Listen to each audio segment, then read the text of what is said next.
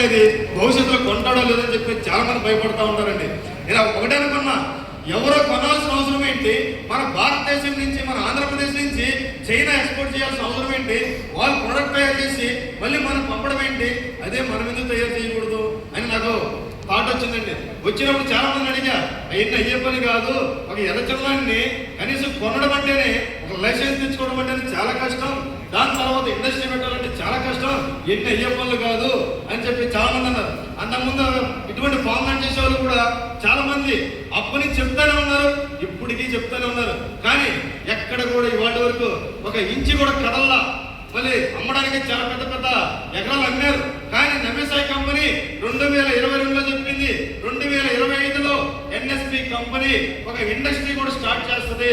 ఎందుకంటే రేపు రాబోయే మన రా మెటీరియల్ కావచ్చు, ఈ రోజున ఆంధ్రప్రదేశ్ లో పండే ప్రతి ఒక్క దొంగను కూడా కొనబోయే కంపెనీ రాబోయే భవిష్యత్తులో నమేసాయి అని ఆలోచన చెప్పడం జరిగింది. ఈ రోజున ఎన్ఎస్పి కంపెనీ 2025 మే 5న ఇండస్ట్రీ కంపెనీకి పూజ చేసింది. అదేవిధంగా అంతకుముందు మన యొక్క కంపెనీ లైసెన్స్ కూడా తెచ్చుకోవడం జరిగింది. Buyer license and godown license. వీటన్నిటికి మించి అసలైంది కష్టమైనది ఈ ప్రొడక్ట్ తయారు చేయాలంటే ఒక ఇండస్ట్రీ లైసెన్స్ రెడ్ సెంటర్కి రావడం అనేది చాలా కష్టం.